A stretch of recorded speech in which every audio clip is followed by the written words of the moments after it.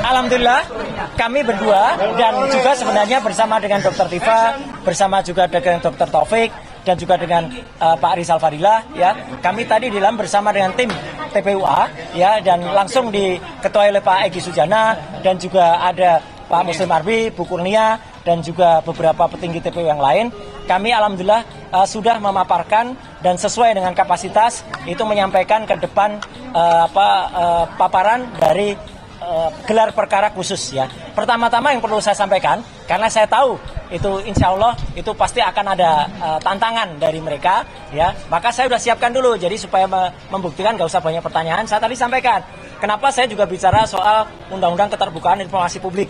Nah, sebelum tentang Undang-Undang Keterbukaan Informasi Publik itu diberikan, saya sampaikan kalau selama ini mungkin teman-teman banyak lihat, saya dulu ikutnya keterlibatan di apa? Ini adalah surat dari Kementerian Komunikasi dan Informatika, masih zaman menterinya Pak Syamsul Muarif. Jadi ini surat di tahun 2003. Saya adalah termasuk diundang secara pribadi ya dari Universitas Gadjah Mada. Jadi clear kan, saya Dr. Rismo, Dr. Tifa itu clear banget. Dan yang lainnya adalah para lembaga.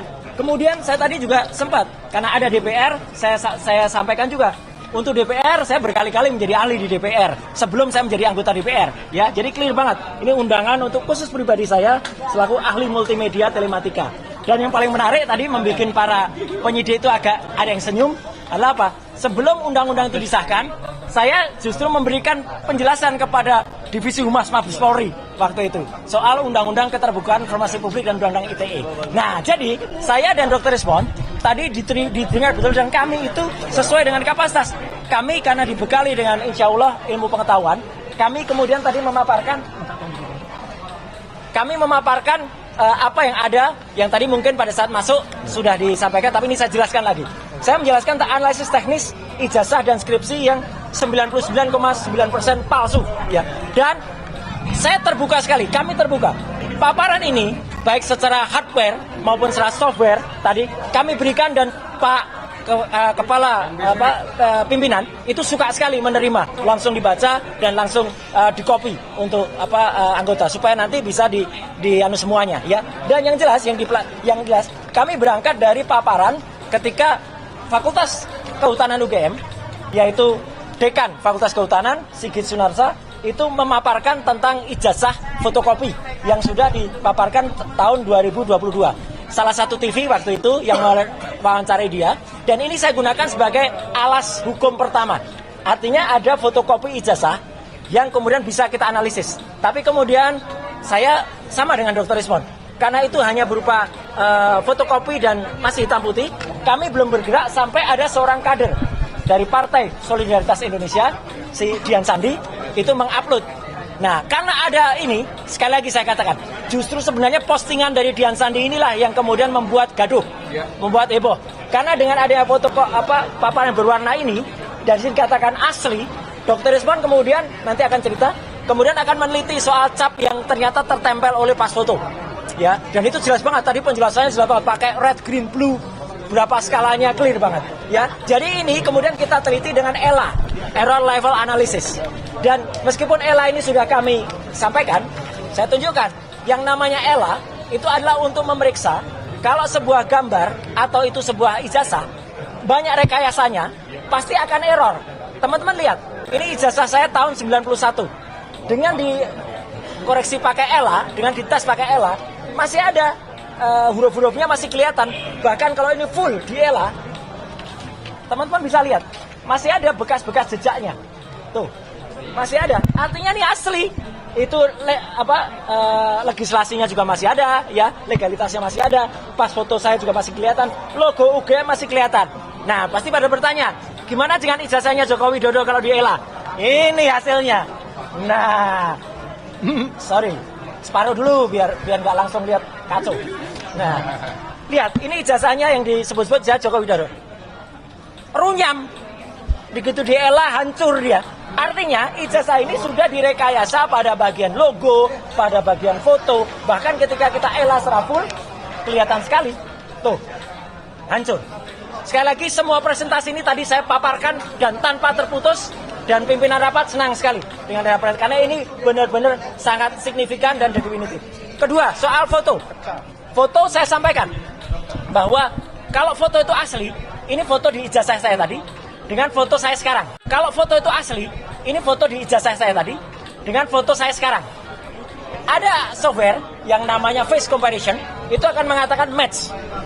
Mau kita tahun berapapun, tua sekalipun, software ini ngerti, dia punya algoritma yang bisa mengerti, itu match. Kemudian kalau foto di ijazah Jokowi ditampilkan dengan fotonya Jokowi sekarang, apa hasilnya? Ini, not match, tidak cocok.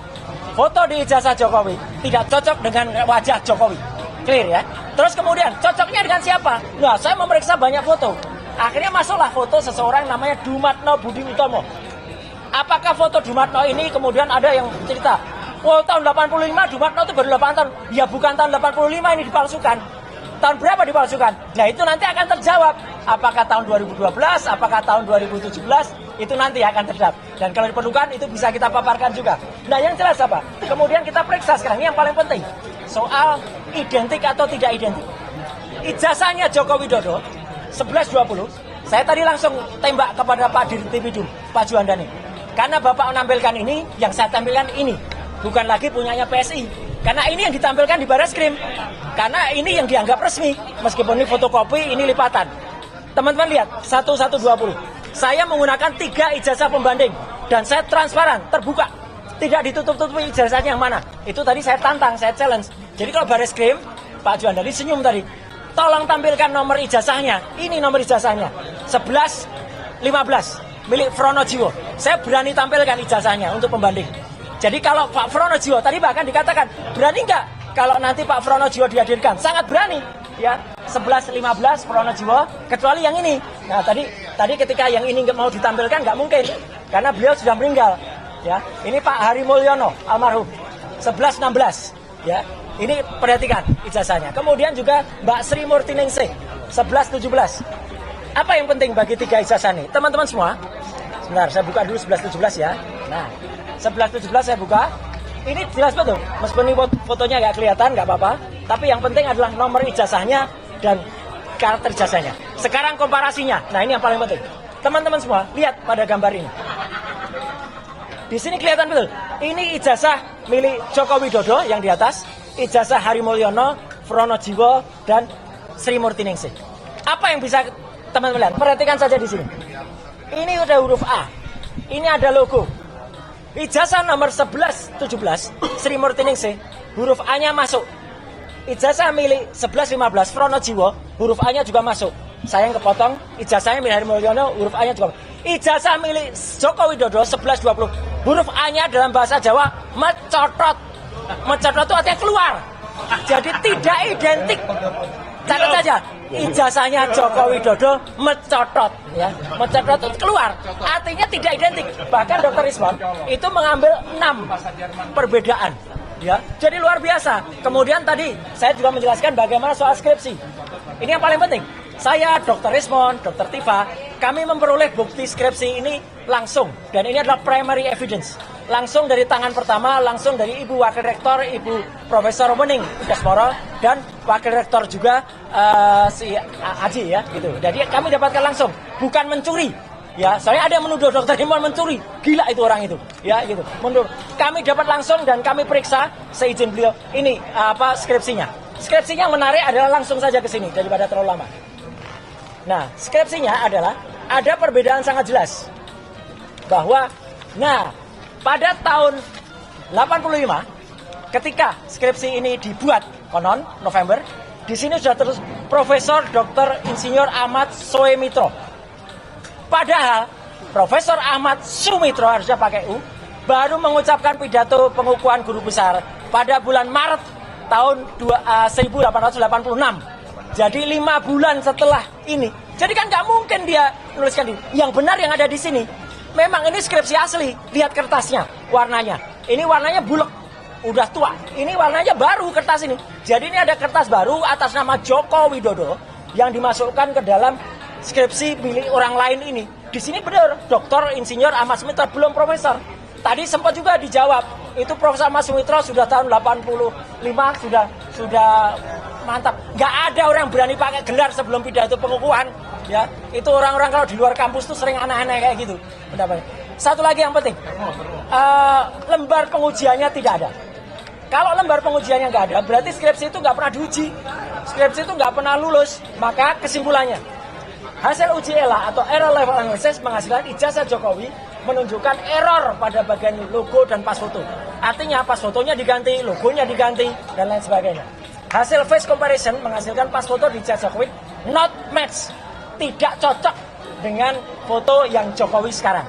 Bahkan hasil face comparison menghasilkan pas foto di ijazah Jokowi itu cocok dengan foto orang lain.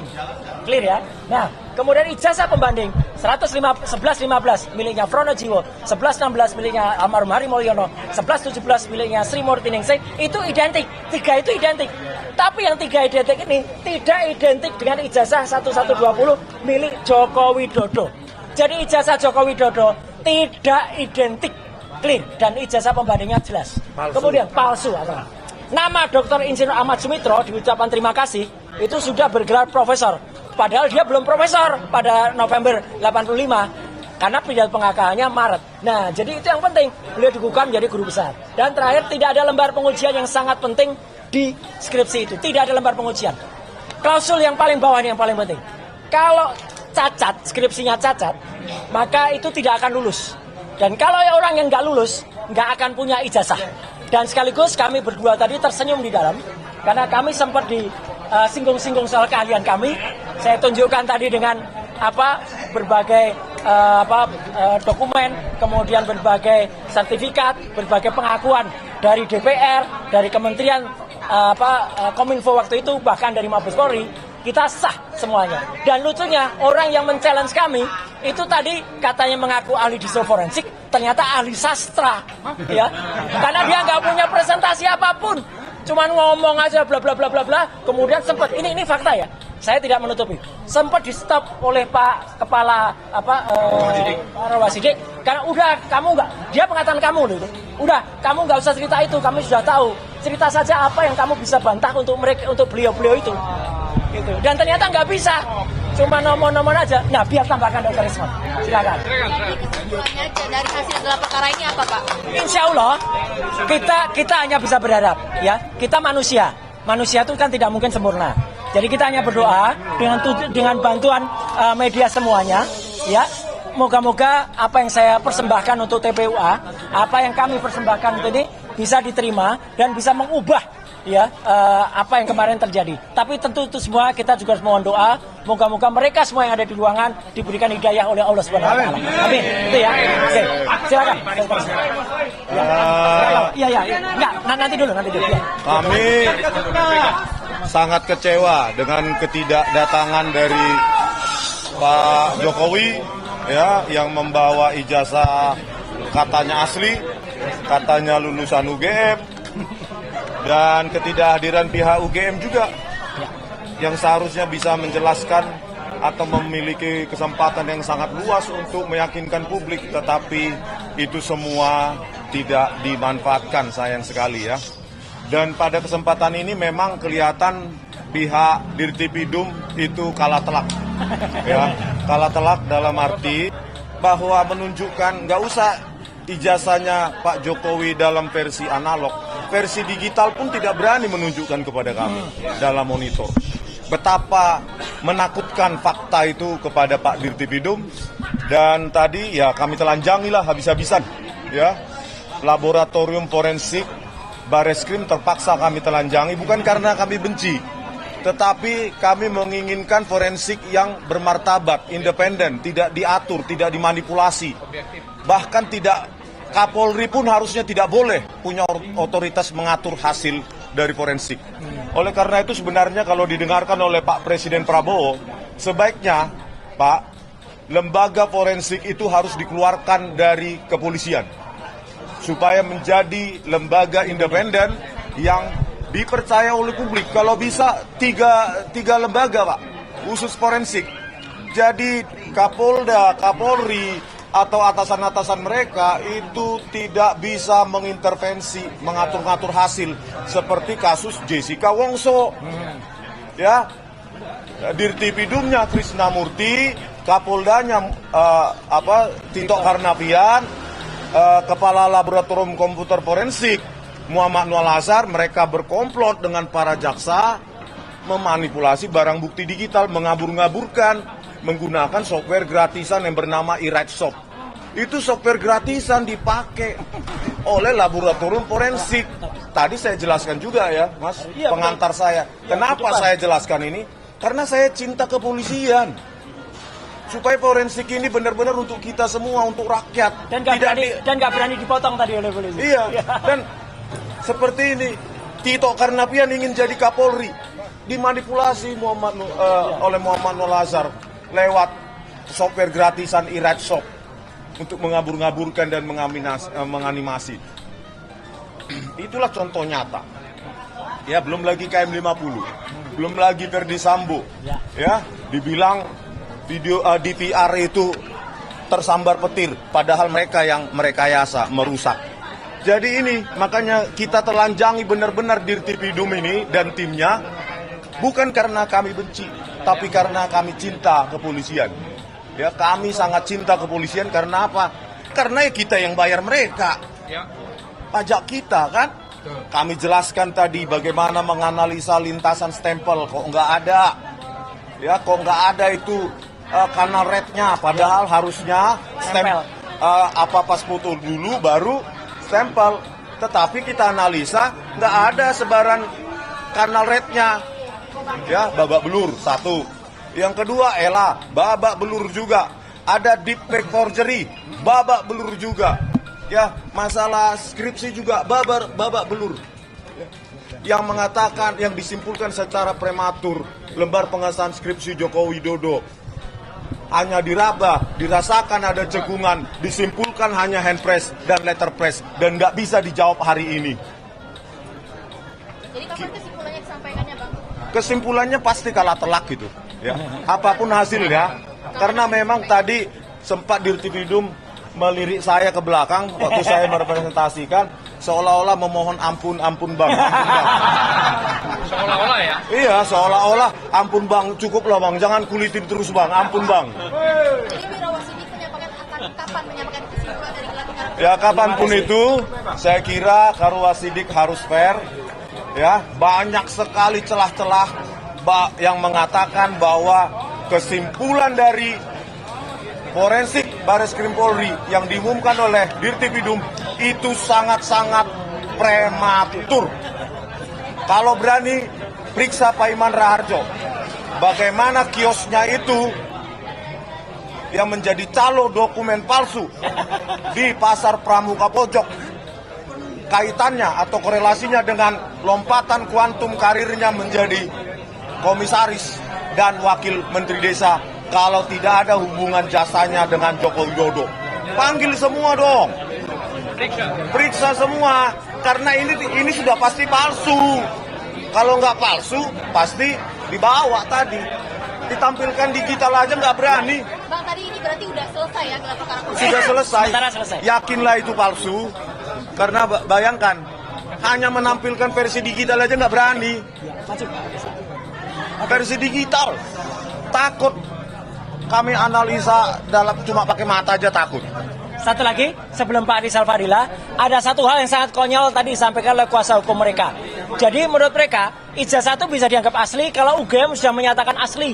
KPU sudah mengatakan asli. Padahal UGM itu hanya melegalisasi, jadi bukan menyatakan asli. Dan mereka mengatakan, mereka menggunakan analogi yang sangat konyol. Jadi kalau misalnya pemeriksaan jenazah, ya jenazah sudah cukup pakai visum, otopsi selesai. Kan nggak perlu ijazah jenazahnya dihadirkan. Nah itu konyol. Jenazahnya perlu dihadirkan. Contoh kasus Joshua, ya kan? Otopsi bisa salah, visum bisa salah. Maka ini jangankan jenazah, ijazahnya harusnya dihadirkan dan akan terbukti kalau ijazah dihadirkan itu terbukti akan palsu. Pak Rizal.